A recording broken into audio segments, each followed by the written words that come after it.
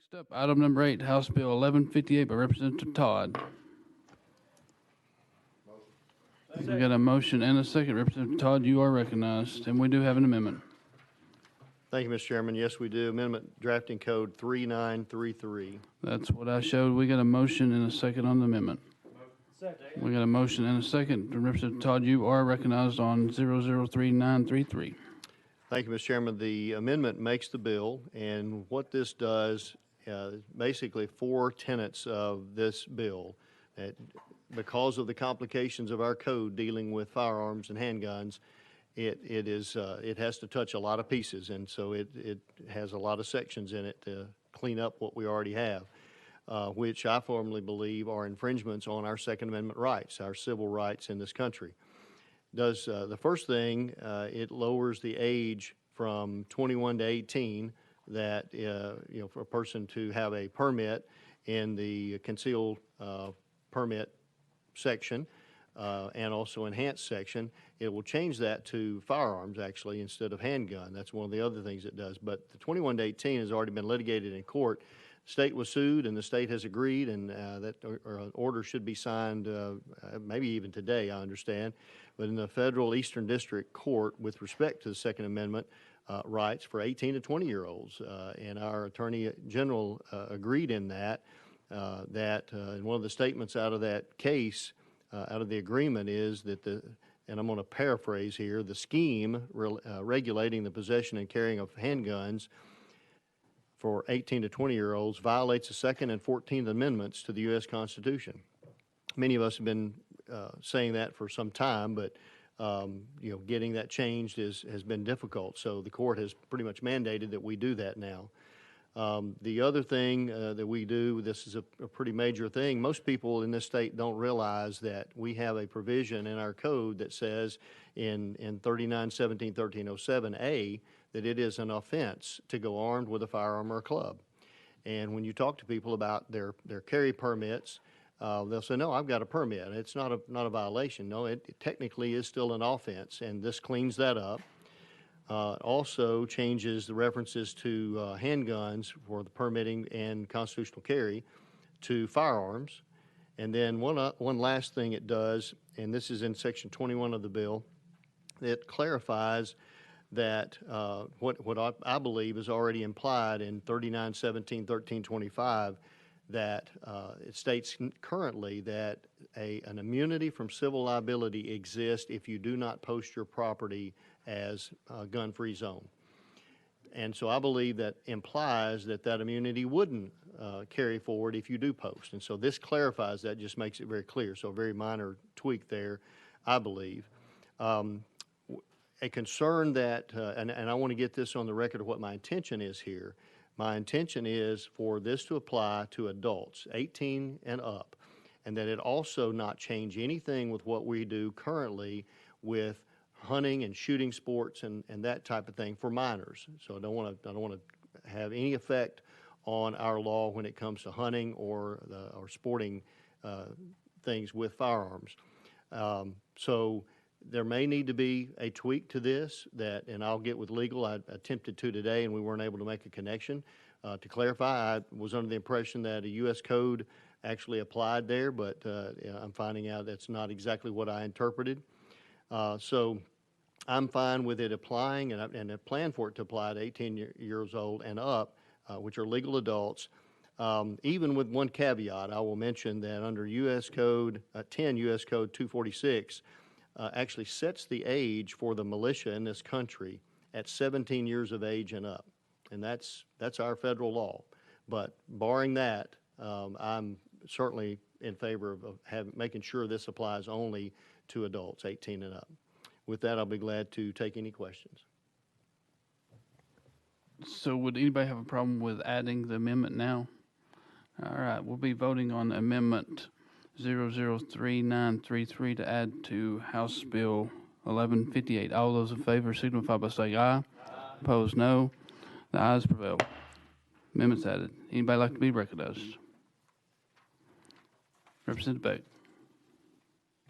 Thank you, Mr. Chairman. And sponsor, let me get straight what all we're doing with the amendment that was just adopted, 3933. By replacing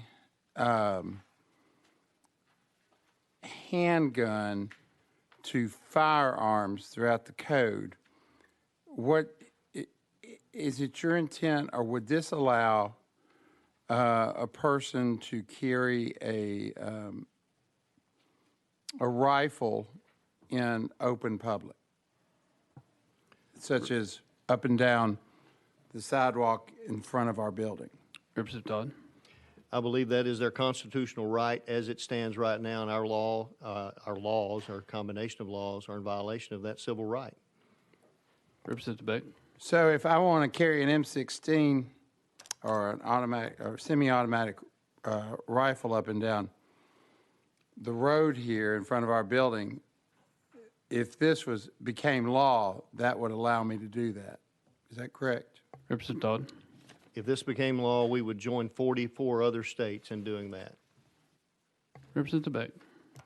So that would go for any public street such as Broadway or anything else in within city limits, correct?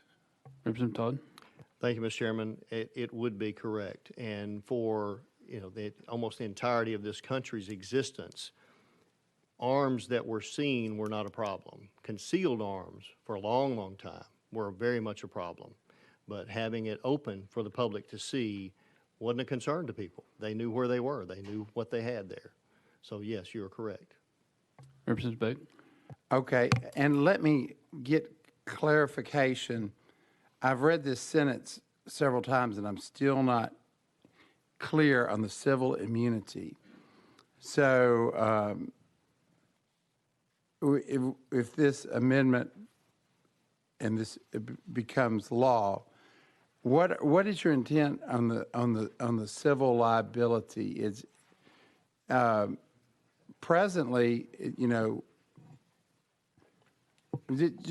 can you just explain to me what your thoughts are and your intent, please, sir? Representative Todd. Certainly. Thank you, Mr. Chairman.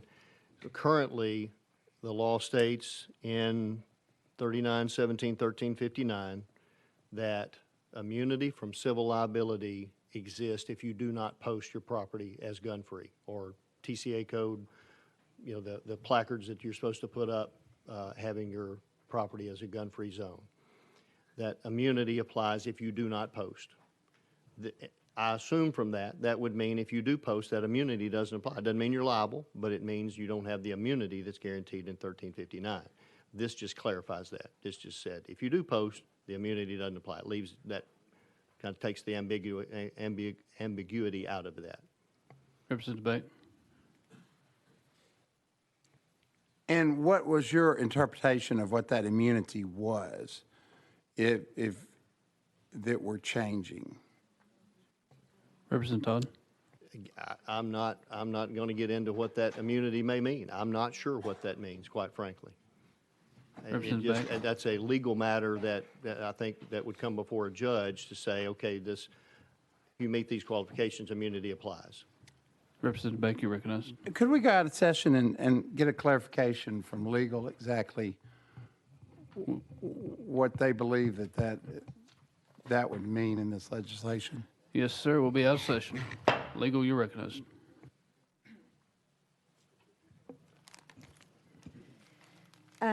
So the new language would state, a person or entity who is authorized to prohibit the possession of firearms on the person or entity's property pursuant to 39-17-13-59, and who elects pursuant to that authority to prohibit the possession of firearms by a person lawfully carrying a firearm, is not immune from civil liability with respect to a claim based on the person's or entity's adoption of a policy that prohibits weapons on the property by posting pursuant to 39-17-13-59. Representative Beck.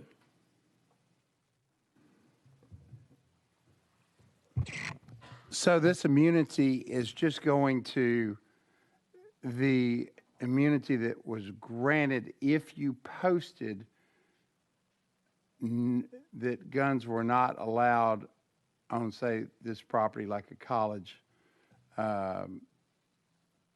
classroom or something. So we're saying that before they were granted immunity if they posted that sign? Is that, I'm having a hard time following this. Can you help me out? Legal, you're recognized.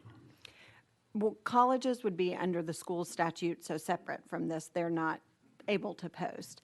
So the current immunity in 3917-1325 states, a person, business, or other entity that owns, controls, or manages property and has the authority to prohibit weapons on that property by posting pursuant to 3917-1359 shall be immune from civil liability with respect to any claim based on such persons, businesses, or other entities' failure to adopt a policy that prohibits weapons on the property by posting pursuant to 3917-1359. So they have immunity from a civil claim that an injury was due to the failure to prohibit weapons on the property. And then subsection B goes on to state that the immunity does not apply when the failure to act is the result of gross negligence or willful and wanton conduct. Representative Beck.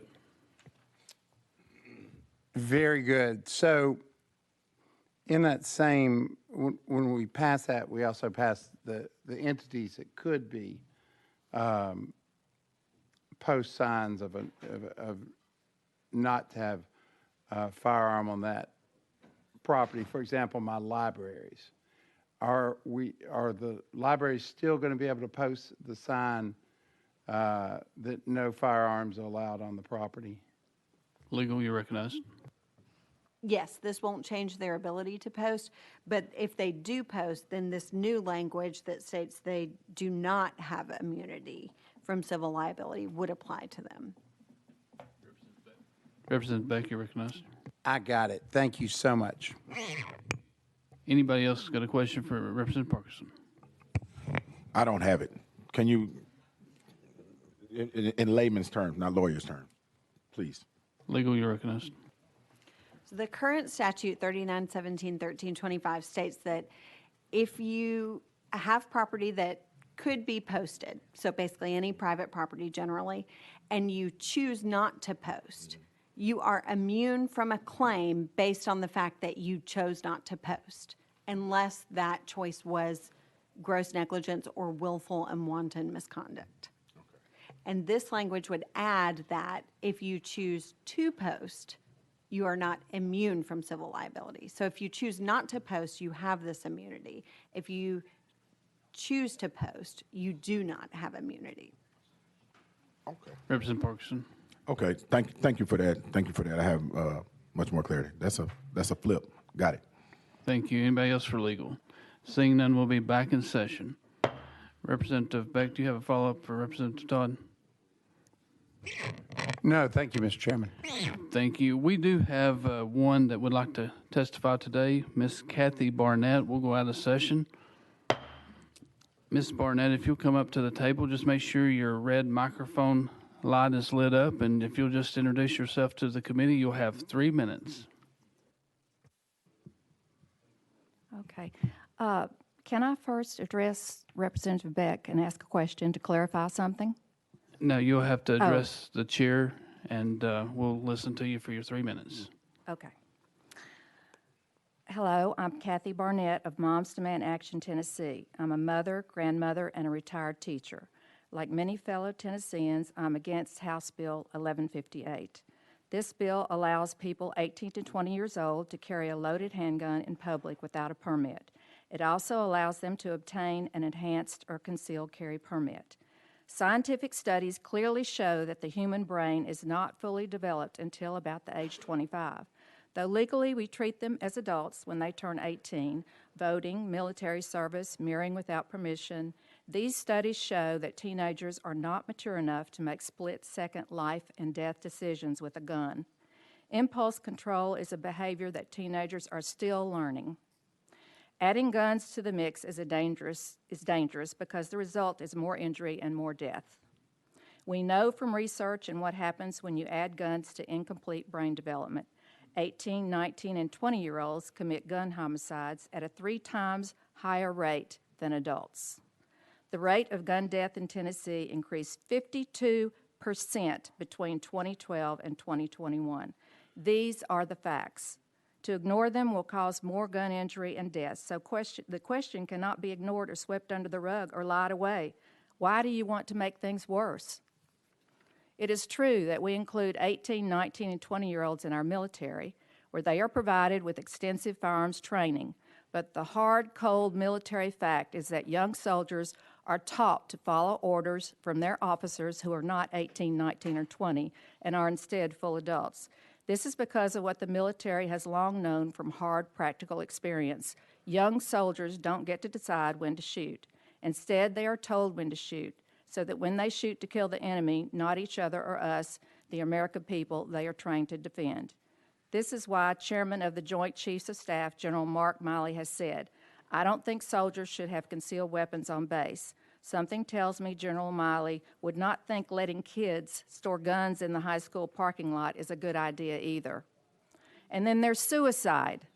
Youth suicide has increased almost every year since 2007, and it's getting worse. In 2021, suicide was the second leading cause of death among Americans aged 10 to 24. Each year in Tennessee, roughly 93 young people end their lives with guns. This bill puts more guns in the hands of young people who may be at risk for suicide due to childhood abuse or other trauma. So I ask again, why do you want to do this? This body is charged with advancing the safety and public welfare of Tennesseans. Those of you who support House Bill 1158 must be aware that we are presently... Ms. Barnett, thank you for your testimony. It's 3 minutes, and we do have time for follow-up questions. Do we have any questions for Ms. Barnett? Representative Bolzo. Thank you, Mr. Chairman. Thank you for your presentation, Ms. Barnett. It's very impassioned, and I can tell that these are heartfelt comments that you're making. But let me ask you this. Do you recognize a distinction between whether it's a good idea to allow 18-year-olds to have handguns and whether or not the Second Amendment requires that states allow that? Ms. Barnett, you're recognized. You had to press the button. I feel that we agree with the Second Amendment, but I think that we have to be safe as well. We have to have common sense. And, you know, anybody who's lived with a house of teenagers knows that that is not a good idea to put a handgun in their possession. It's just going to lead to something dangerous happening, and I think it's not going to keep our citizens safe in Tennessee. Bottom line, most Tennesseans don't want this. Representative Bolzo. Yeah, thank you, Mr. Chairman. One follow-up. Are you aware, Ms. Barnett, that our Attorney General, General Jonathan Scrimetti in Tennessee, in the Beeler case, has recognized that Tennessee's current statutory scheme is unconstitutional, and that what Representative Todd's bill is doing is bring Tennessee law into compliance with the Second Amendment? I was instructed that that was not determined yet, that has not been resolved. All right, any questions for Ms. Barnett? Any others? Representative Beck. Thank you, Ms. Barnett, for being here. My question to you is, did you have in your statistics the rise of handguns being stolen from vehicles since we've loosened the restrictions on having guns in our cars and on our person? Yeah. We do have that. I don't have it off the top of my head, but it has gone up tremendously each year. And more young people are committing these crimes because it's easy to break or to get into a car that's not locked. And so I mean, a lot of police are begging us to repeal this law. It has not been safe. It's caused a huge problem. And I can get you those statistics, but they have gone up quite a bit. Representative Beck. Thank you, Mr. Chairman.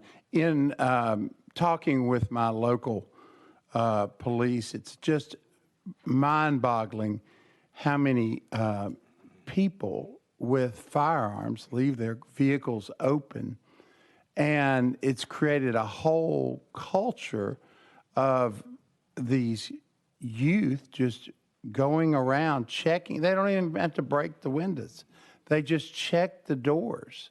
And in my district, people in the whole city and in the whole state, I imagine, are just leaving their doors open. And we're getting all these stolen firearms on the street, and so many of them being caused in horrible crimes. So I understand your testimony, and I understand the plight that people are in. Thank you very much. Thank you. Leader Lambert. Thank you, Mr. Chairman. So, ma'am, I've listened to your testimony there, and I've heard you folks from your organization testify before. So at what age are you comfortable with folks possessing firearms? 21. Okay. And why 21? And I know that's what the law is now, but why 21? You said earlier 25, individuals' brains are fully developed, and I've seen the research on that out there as well. So why 21? Ms. Barnett, you're recognized.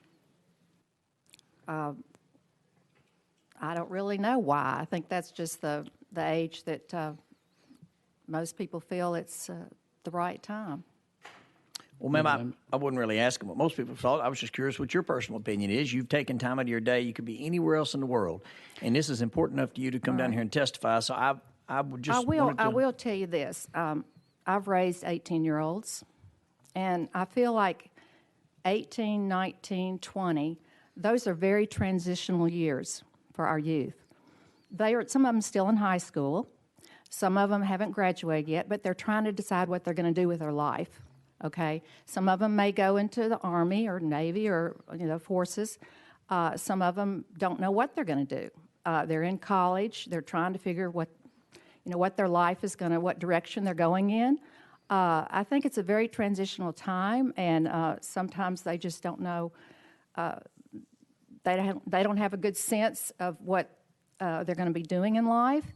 And I just don't think that's a good time to be, they're leaving their parents at that time. They're making their own decisions. They've been living with their parents up until that point. And I think by the age of 20, 21, they're more mature and they're ready to go on with life a little more. Leader Lambert. Thank you, Mr. Chairman. And I can understand. That's the reason I always ask folks to come before the committee what their personal opinion on stuff is, because we just have different life experiences. And I will admit, a lot of the folks from my community, they spend, their formative years, K through 12 education, preparing for a career. I have a nephew that's making six figures plus right now as a lineman. He's 19 years old. Quite frankly, I'd be pretty disturbed if he was not able to carry a firearm with him and some of what he does. So, can we at least agree that while I'm not disagreeing with your personal experiences and what you've seen from folks that may be going off to college or something else, that there's a whole lot of folks at 18, they become adults and they get a job, they get married, they have kids, they start life. They're adults. Is that fair enough? I agree. There are some that are like that. But I think the majority aren't. Okay. That's just my opinion. Mm-hmm. Leader Lambert. And ma'am, I respect your opinion. That's why I was asking for it. It's not a gotcha question. I asked for opinion. You're here to share it with us, and I appreciate it. So let me ask this. This is kind of my final question here. If we know that there's some 18-year-olds that obviously they're old enough to sign contracts and get married and fight and die for their country and bleed for their country, if we know that there are some out there that are like that, then when we're talking about constitutional rights, isn't it fair enough to at least allow those 18-year-olds that have not stolen guns, that have not committed felonies, that have not been mentally committed to an institution, that they're adults, that we would not recognize them as such and trust them to exercise their constitutional rights as our forefathers provided for them to be able to, and not treat them like they're still kids? Ms. Barnett, you recognized? I don't think you can pick and choose at that point. You have to have a law that applies to everybody. Mm-hmm. And basically, if you're looking at most of those young people are not really mature enough to carry a gun, and it can be dangerous, I feel like the law should apply to everyone. Well, thank you, ma'am. Mr. Chairman, my final comment, I guess I just have a little more faith in our younger folks than you do, but I've met a whole lot of them at 18 that are really good folks, and they're very mature, and they do a fine job. Now, look, I get it, some of them are not, but when they turn 18, they're adults, and I trust them to make adult decisions. But thank you, ma'am. I really appreciate it, and thanks for visiting with us today. Okay. I mean, I'm not saying that there aren't 18-year-olds that are like you say, but anyway. Representative Kepley, you recognize. Thank you very much for coming up here today. So you do believe that 18 years old is the age of an adult. We can agree on that, correct? When you turn 18, you are I an adult. think you're still a teenager. But are you an adult? That's a yes or no question. In the eyes of our society now, I guess you are an adult, yes. So when you turn 18, you're an adult. So when you turn 18, you can enlist in the military, and Tennesseans can go overseas and fight and die for this country. But when they come back to Tennessee at 18, you're saying that they're not able to carry a firearm in their home country. Is that correct? You have to have a law that applies to everybody, okay, whether they're in the military or not. There's still, as I explained in my testimony, when they're young and in the military, they are under the direction of their captains, the people that are above them, so on and so forth. So I still think that they should be in that same category with everyone else that are under 21. So they can go overseas and die with a firearm in their hands, but as long as they're here in their home country, they're not supposed to have that ability. As I said in the testimony, I think 18, 19, and 20-year-olds are not mature enough to carry a gun. I'm 25. I'm the youngest member of this General Assembly. I've had a gun since I was 8 years old. Some of my most fond memories of my entire life is going through the woods with my uncles, my brother, carrying a firearm. I have never once in my life thought about picking up a firearm and using it maliciously. All my friends, my family, never once had an issue. That's great. I have, a brother-in-law that raised his 2 sons to hunt as well, and I have nothing against that. All right, we're out of time. Ms. Barnett, I appreciate you being here. I appreciate your service as a teacher, and we'll go back in session. And if you'd like to come back next week to testify, just be put back on the list again. We're back in session. All right, that brings us, we're still not done. We'll roll everything till next week, and same time, same place, and we will stand adjourned without objection.